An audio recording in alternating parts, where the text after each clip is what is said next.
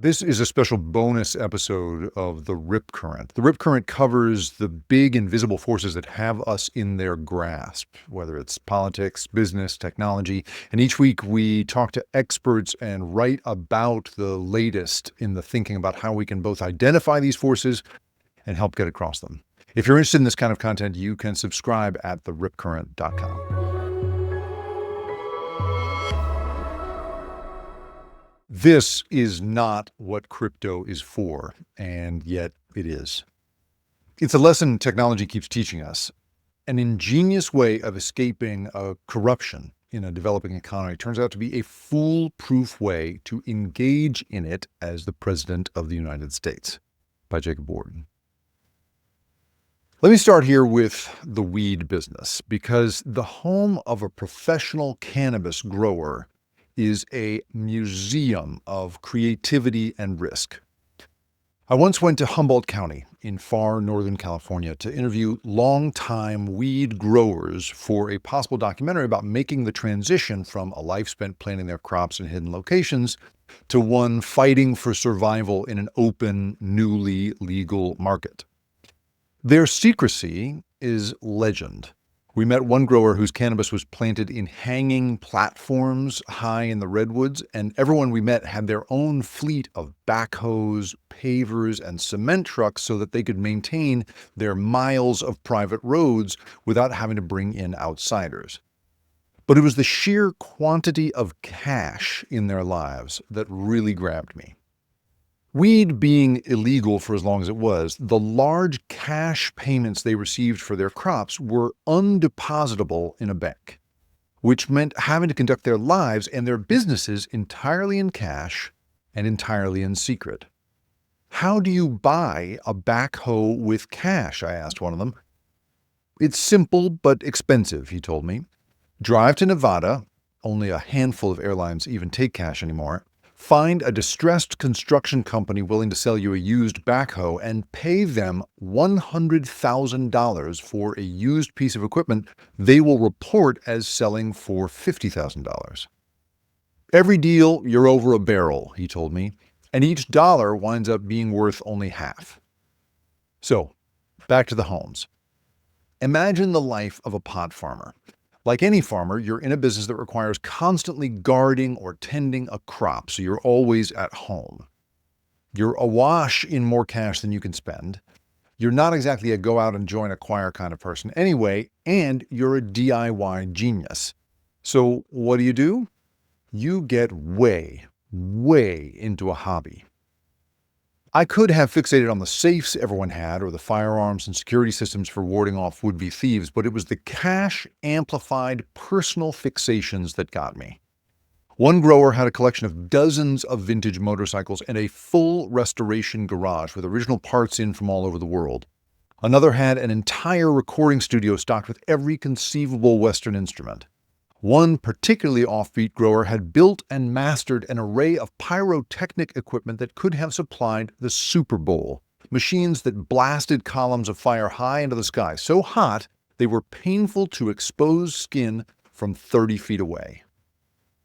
And again in this world of constant legal risk and vaults full of cash, I encountered business cards scattered across coffee tables and office desks from various crypto companies.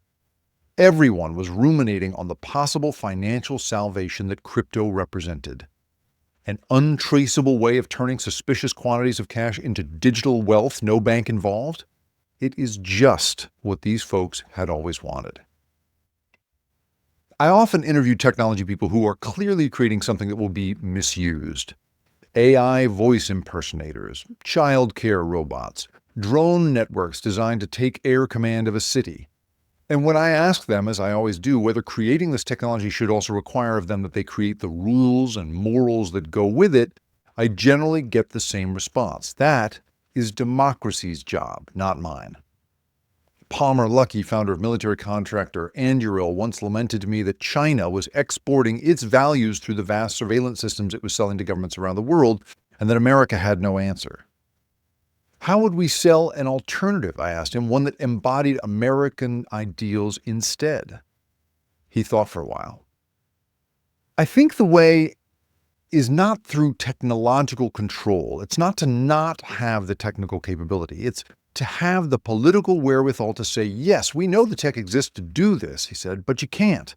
We're not going to accept that as a society.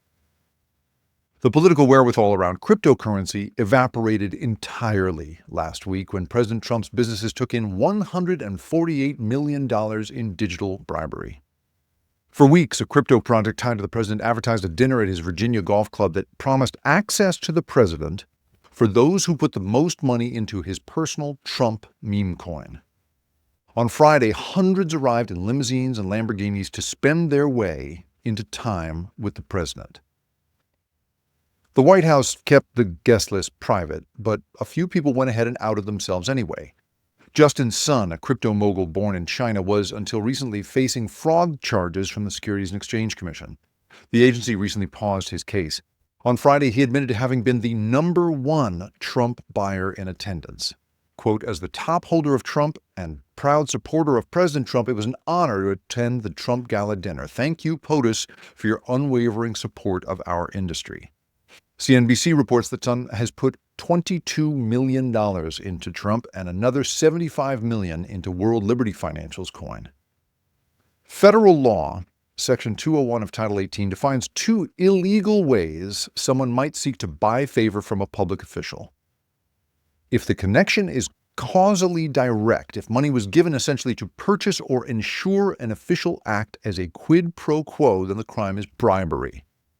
If the connection is looser, if money was given after the fact as thanks for an act but not in exchange for it, or if it was given with a non-specific intent to curry favor with the public official to whom it was given, then it is a gratuity. Now, both fall technically under a bribery statute, which Article 2, Section 4 of the U.S. Constitution, of course, specifically mentions as grounds for removing the president. Quote, the president, vice president, and all civil officers of the United States shall be removed from office on impeachment for and conviction of treason, bribery, or other high crimes and misdemeanors.